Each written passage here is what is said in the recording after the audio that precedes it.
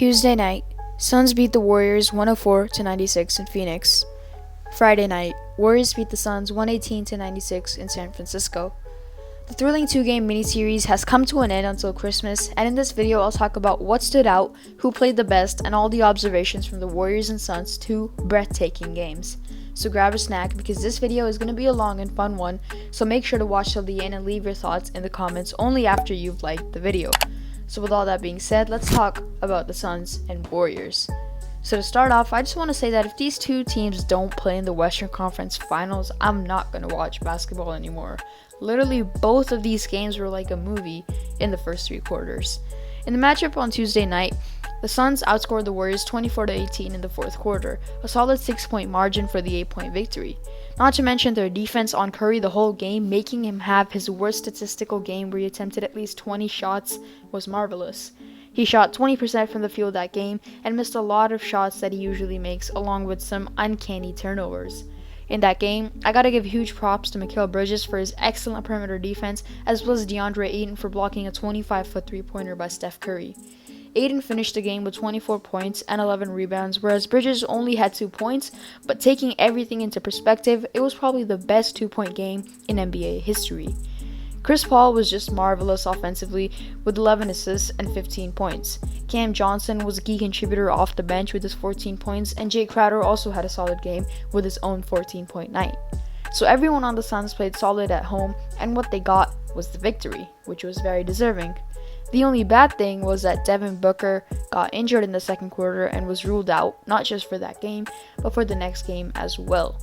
Booker, what do you have, Al? Ryan and Stan, Devin Booker is dealing with a left hamstring injury. He will not return to this game. Big news for the Suns. But the Suns didn't lose hope and ended up winning the game without Booker for the rest of the night. Now from the Warriors' perspective, this was just a bad game. There were lots of open shots that were missed, mostly by Curry, and defensively they had some bad possessions, but the main problem for them was DeAndre Ayton. They just couldn't stop Ayton. Looney tried in the first 2 quarters and that didn't help, so they had to live with the CP3 and Ayton pick and roll, hoping for them to make a mistake, which is never a good spot to be in. When Wiseman comes back, I still don't think that 20-year-old will be able to stop forces like Ayton, Gobert, Embiid, or Giannis in the post, so the Warriors need to get a better big man for defense, someone like Miles Turner if it's possible. Jordan Poole had a great first quarter and finished the game with 28 points. He was really the reason why the Warriors were able to hang with the Suns in that game, despite the missed shots and the unneeded turnovers.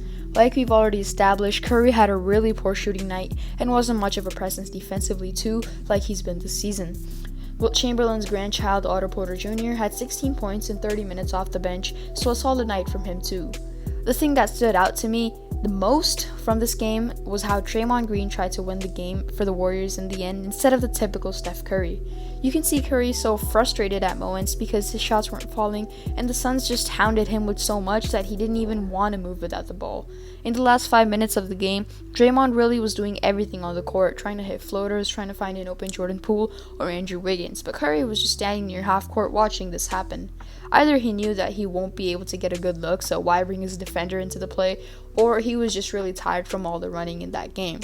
Now, I don't think Steph ever gets tired from running around, especially when he only played 30 minutes at that time, so maybe this was a strategy for the Warriors to win the game with Curry out of the picture, but whatever it was, it did not help and they lost the game.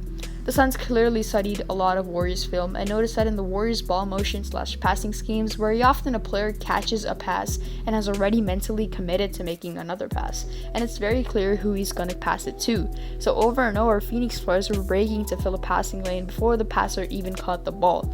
The passer would catch and instantly start passing to another player, and a Phoenix player was already in position. There were a ton of turnovers on that alone, and the Warriors never adjusted. If they had, they would have burned Phoenix on many of those early overcommitments. You also got to give a lot of credit to Coach Monty Williams. This is a coach that has battled through a lot, and for him to rally this group of guys up after a tough finals loss, having the second best record in the West, and beat a firepower team like the Warriors speaks heavily. The Warriors defensively had a lot of late closeouts, and the Suns players just kept taking advantage and knocking down the threes. So that was the first of 2 games in the Warriors-Suns matchup, and now on to the second game. In this game, the Warriors came off to a very strong start, and it pretty much continued the whole game, which included some mini runs that this team is very well known for. Beating the Suns by 18 points after losing to them by 8 really shows the adjustments that Coach Kerr made, which included the best one probably of keeping Wiggins on Chris Paul for most of the game instead of Draymond. Much like the first game, DeAndre Ayton was unstoppable in the post, and it really shows why he was selected number 1 overall.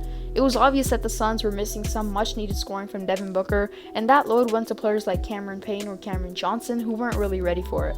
The Suns really struggled to score the ball in the fourth quarter, where the Warriors continuously took over the game, along with the last 3 minutes of their favorite third quarter. A lot of the times, Chris Paul would drive into the lane and kick it out to Crowder or Shamet for the open 3, and they would knock it down.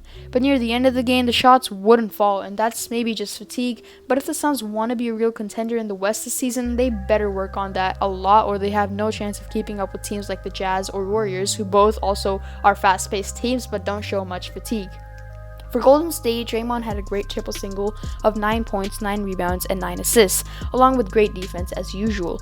Wiggins hit a lot of big-time shots and contributed 19 points himself.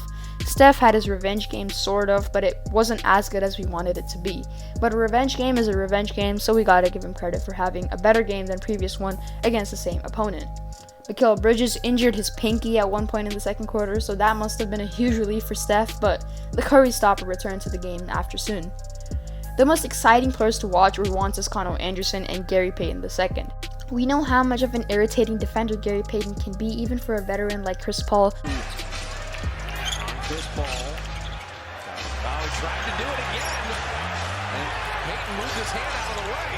But JTA also played solid defense and had some really good highlights, which included the murder of JaVale McGee. Juan Toscano. Payton had 19 points and 5 rebounds, and JTA had 17 points, 5 assists, and 5 rebounds. Nemanja Bjelica had 8 points off the bench, but those 8 points were really huge for the team because they came late in the third quarter and early in the fourth quarter. He also had 6 rebounds and a very important block. But the biggest observation from this game was that Jordan Poole sucked early in the game. Most of his points came in garbage time, and this was a very unexpected performance coming off a 28-point night. He finished the game with only 12 points. There was this moment in the second half where Curry hit a 3, the Warriors got a stop, then Wiggins hit a 3, then the Warriors got another stop, and then Jordan Poole hits a 3, so that was a 9-0 run in about 1 minute, and that was basically the turning point of the game. It was a fun game in the first 3 quarters, and a fun mini-series overall. I'm really looking for the Christmas matchup with hopefully Klay and Wiseman back, and Devin Booker also will be back from his hamstring injury by that time. Hope you enjoyed the breakdown, guys. If you did, then don't forget to leave a like and consider subscribing if you haven't already for quality NBA content about 3 times a week. I'm Krishna, and we out. Peace. The NBA family to see him back doing his thing as Toscano Anderson wanted to honor Tony with an emphatic throw.